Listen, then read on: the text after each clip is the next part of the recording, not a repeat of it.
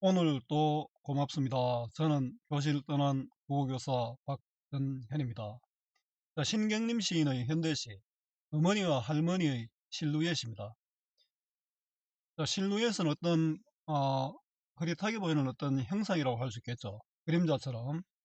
자, 어머니와 할머니의 모습이 그립다는 것입니다.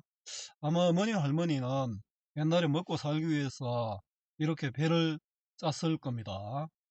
자, 태어나고 살던 곳으로 돌아가고 싶은 마음입니다.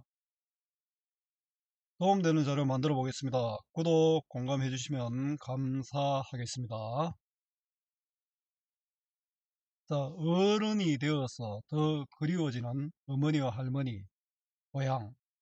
자, 태어나 살던 곳으로 돌아가고 싶은 마음, 신경림, 어머니와 할머니의 실루엣 해설.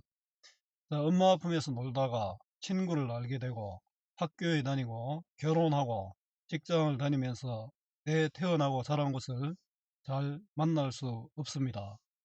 앞만 보고 살다가 어느 순간 자신을 낳아주고 길러준 어머니와 고향이 그리워집니다. 자, 어머니와 고향의 품이 세상에서 가장 갖고 싶은 소중한 가치가 되기도 합니다. 자, 이 시의 제목 어머니와 할머니의 실루엣은 그리움의 대상만 아니라 생명을 주는 근원적 대상이고 또 그 공간을 의미합니다. 자, 함께 읽으면 좋은 작품 정끝별 속 좋은 떡갈나무입니다. 떡갈나무는 모든 생명을 품어주는 것이고요. 오정이 옛 우물, 이건 소설이죠. 옛 우물도 고향에 대한 어떤 그리움 그런 것을 담고 있습니다. 이의 배경입니다.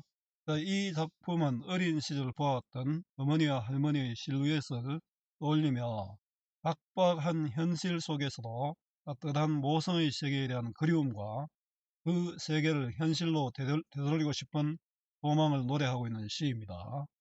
화자는 밤중에 눈을 뜨면 재봉틀을 돌리는 젊은 어머니와 시를 감는 주름진 할머니가 있는 따뜻하고 작은 방의 풍경과 이를 비추는 램프불이 세상의 전부였던 어린 시절을 떠올립니다.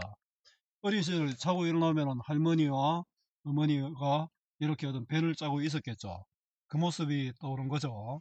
그러나 현실이 그렇듯 아이가 어른이 되어감에 따라 세상은 넓어지고 아이는 그 세상 속으로 나아가지 않으면 안 됩니다. 램프불은 칸데라블로, 전등불은 화려한 간판으로 바뀝니다. 그러면 문명화, 도시화 되는 거죠. 그러면서 아이는 도시에서 현실을 배우고 그 현실 속에서 세상의 각박함을 깨달으며 살아왔습니다. 하지만 화자는 이제 치열하게 먹고 사는 문제에만 매달리는 것이 아니라 어린 시절 모성애가 감싸주던 그 따뜻함을 되살려보고 싶은 은근한 소망을 갖게 됩니다. 자연인을 추구하는, 소망하는 사람도 많죠. 저도 이렇게 자연을 찾아서 다니고, 지금 이거 녹음하면서도 지금, 합천에 있는 외화산에서 지금 녹음하고 있습니다. 밤입니다. 자, 작품 읽기는 여러분들에게 맡기고요. 바로 감상해야겠습니다. 어려서 나는 램프빌 밑에서 자랐다. 램프는 남포등, 어, 등잔하고는 다르죠. 등잔은 사기 그릇에 심지를 꼽아가 불을 피우는 건데, 어, 남포등, 램프불은 그 유리로 된 유리로 이렇게 된 어떤 갓 같은 게 있습니다. 그 아래에서 이제 불이 타오르면서 훨씬 더 밝고 바람이 불어도 켜져 있는 그런 등불입니다. 그 옛날 등불입니다. 그 램프불은 화자의 추억이 담긴 소재가 됩니다. 밤중에 눈을 뜨고 내가 보는 것은 대봉투를 돌리는 젊은 어머니와 시를 감는 주름진 할머니뿐이었다. 눈을 뜨면은 나는 자다가 눈을 떴겠죠.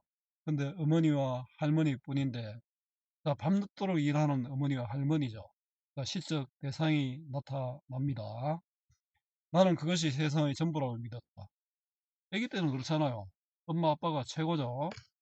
자, 어린 화자는 모든 사람들이 어머니 할머니처럼 일한다고 생각했을지도 모르겠습니다. 조금 자라서는 칸델라 불 밑에서 놀았다. 자, 램프불과 칸델라 불이 나오는데요.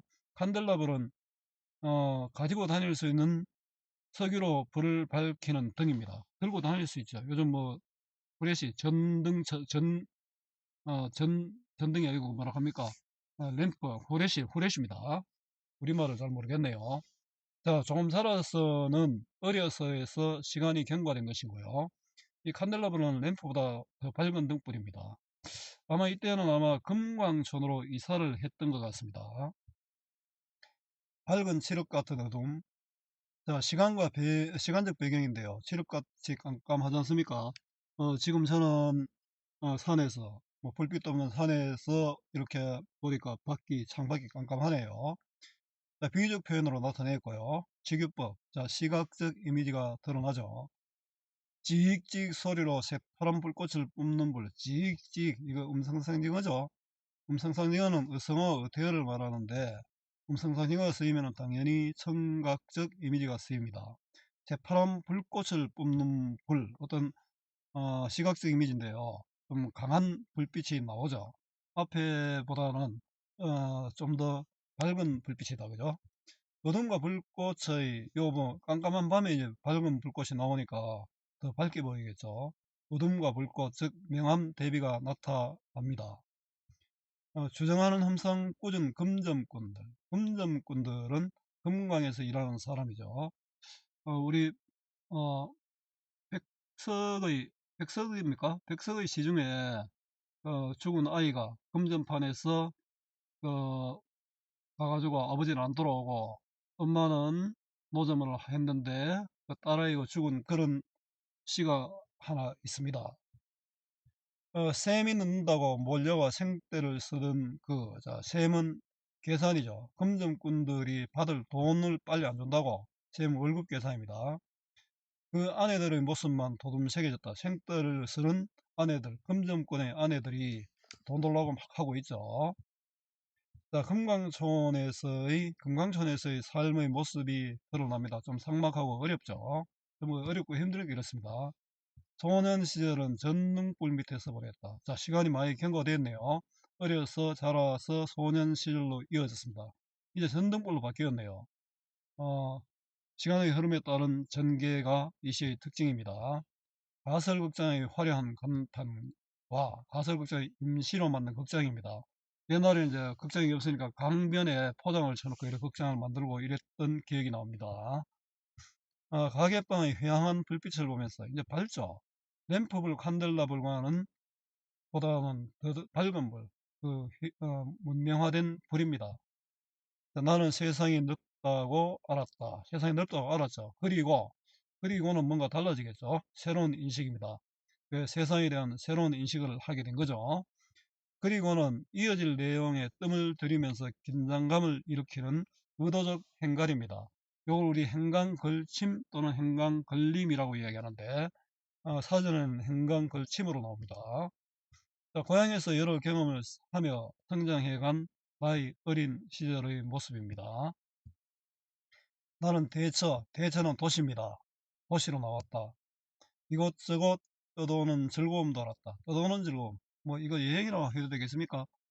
새로운 것을 보고 듣는 어떤 즐거움이죠. 여행의 즐거움.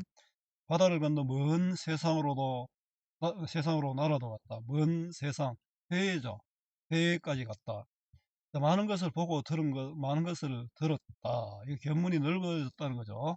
견문은 볼견자, 들을 문자, 보고 들은 것이 많았다. 자, 참고 이런 말이 있습니다. 백문이 불여일견. 100번 듣는 것보다 한 번 보는 것이 낫다. 여러분들도 이제 직접 경험하는 것이 소중하다 이런 거가 되겠죠. 문제 푸는 강의만 듣고 인강만 듣고 선생님 수업만 듣고 이거보다 자기 스스로 한번 보는 게 중요합니다. 하지만 멀리 다닐수록 많이 보고 들을수록 자 요거는 열거죠. 시상이 바뀝니다. 하지만 견문이 넓어질수록 이상하잖아요. 견문이 넓어질수록 뭔가 그리워지는데 그게 고향이고 어머니고 할머니였다는 거죠. 이상하게도 내 시야는 차츰 좁아져 많은 것을 보고 들었는데 시야가 좁아진 역설적 상황으로 도시에서의 부질없는 삶을 드러냅니다. 도시의 삶이 재미없다는 거죠. 내 망막에는 마침내 재봉틀을 돌리는 젊은 어머니와 치를 감는 주름진 할머니의 실루엣만 남았다. 실루엣은 그림자 윤곽이잖아요. 이런 내가 많은 것을 배우고 경험도 했는데 고향과 고향의 어머니와 할머니만 생각난다.